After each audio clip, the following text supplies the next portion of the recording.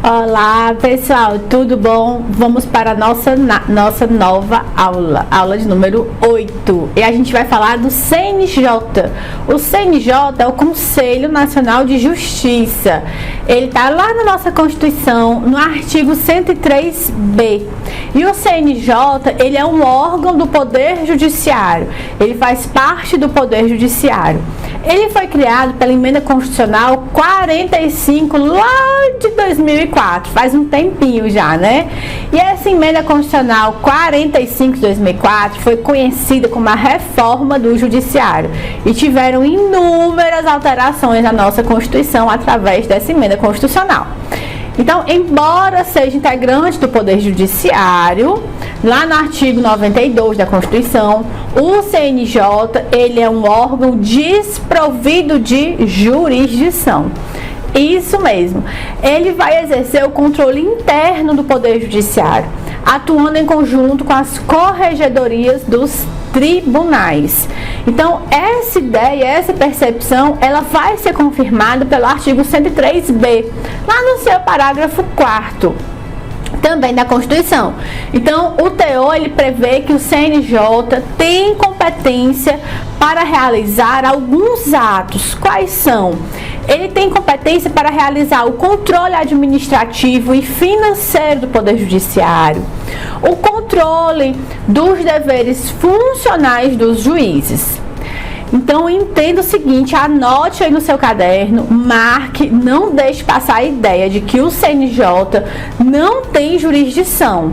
Ele tem o que, professora, se ele não tem jurisdição? Ele tem competência, tá certo? Então, o Conselho Nacional de Justiça não tem jurisdição, mas tem competência. E a observação que eu tenho para fazer a vocês é o seguinte, ao interpretar o artigo 103b da Constituição, o STF, que é o Supremo Tribunal Federal, ele firmou o entendimento de que as competências do CNJ não alcançam o próprio STF e seus ministros. Então, o próprio STF entendeu que essas competências do CNJ não vão alcançar o próprio STF e seus ministros. Segundo o STF, que é o Supremo Tribunal Federal, há dois fundamentos principais para excluir o STF e os seus 11 ministros do âmbito de atuação do CNJ. Quais são esses fundamentos principais para a gente excluir o STF? Primeiro, que o STF ele é um órgão de cúpula do Poder Judiciário brasileiro. E depois que o artigo 102, no inciso 1º, a linha R da Constituição, que prevê que compete ao STF, que é o Supremo Tribunal Federal, julgar as ações judiciais que envolvem o CNJ. Então, não dá para ter esse conflito de atribuições. Então, o que ficou decidido? O STF, dentro da Constituição, está decidido que o STF vai julgar as ações judiciais que envolvam o CNJ. E quais são as principais atribuições do CNJ? As principais atribuições estão lá no artigo 103b, no seu parágrafo 4º. Dentre essas atribuições previstas, no parágrafo 4º do 103b, em relação ao CNJ, é importante destacar o quê?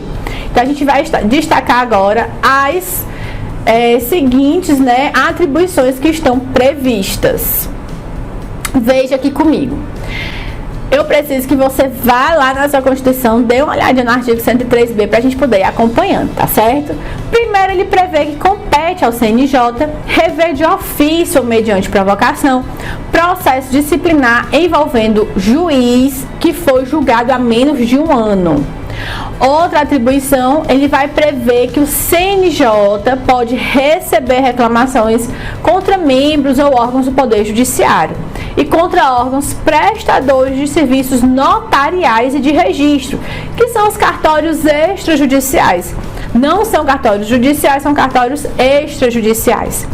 Também vem determinar que o CNJ ele pode avocar processos disciplinares, ou seja, ele pode puxar para si processos disciplinares para que ele julgue em curso nas corregedorias dos tribunais. Então o CNJ ele chama para ele, ele puxa essas atribuições através da avocação. A delegação é quando você envia para os seus subordinados e a avocação é quando você puxa dos seus subordinados aquela atribuição. O Poder Judiciário tem a composição do CNJ no artigo 103b. O CNJ ele é composto por 15 membros que têm mandato de 2 anos, sendo admitida uma única recondução. Não é admitida várias reconduções, e sim apenas uma única recondução. Desses 15 membros do CNJ, 6 deles são magistrados. Quais são eles, professores? São eles, um membro do Ministério Público da União, indicado pelo Procurador-Geral da República, que é o PGR, um membro do Ministério Público Estadual, escolhido pelo PGR, após indicações dos MPs estaduais. Eu tenho 2 advogados indicados pelo Conselho Federal da OAB, não são as seccionais, né, da OAB, e sim o Conselho Federal da OAB. E eu tenho 2 cidadãos de notável saber jurídico e reputação ilibada, sendo que um vai ser indicado pela Câmara dos Deputados e o outro vai ser indicado pelo Senado Federal. Dos 15 membros do CNJ, 2 deles têm atribuições específicas no órgão, que é o presidente do STF, tá lá no parágrafo 1º do artigo 103b, que prevê o seguinte, que o CNJ será presidido pelo presidente do STF. Então, o presidente do CNJ vai ser o mesmo presidente do STF.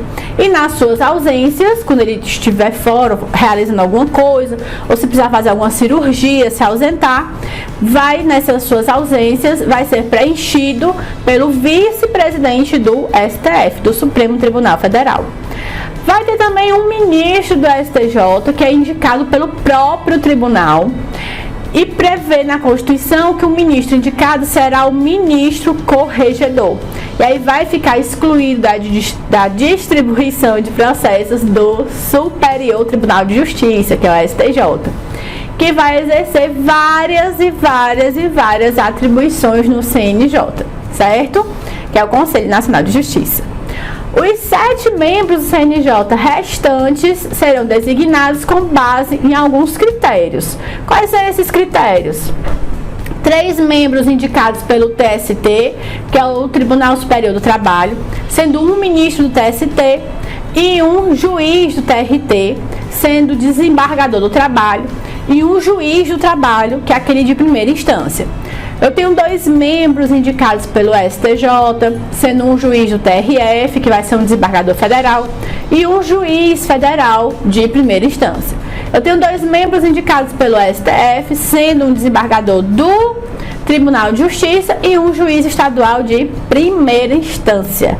Muita informação sobre o CNJ, né? Pois não se preocupe não, tem mais lá no nosso e-book. E a gente vai falar agora do 5º Constitucional, que está no artigo 94 da Constituição. O que é esse chamado 5º Constitucional?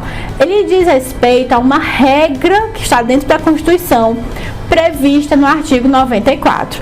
Então, para disciplinar a composição de alguns tribunais brasileiros, foi realizada essa ideia, né? Esse chamado de 5º Constitucional, que determina que 1/5, isto é, 20% dos cargos de magistrados de alguns tribunais brasileiros serão preenchidos por juízes que antes exerciam a advocacia ou que integravam o Ministério Público. Tranquilo? Entendeu tudo? Muita informação, coisa boa, né? Pois tem mais informação para vocês no nosso e-book e eu aguardo você lá. Tiver dúvida, mande pra gente. A gente vai se encontrar na nossa próxima aula. Um forte abraço para você.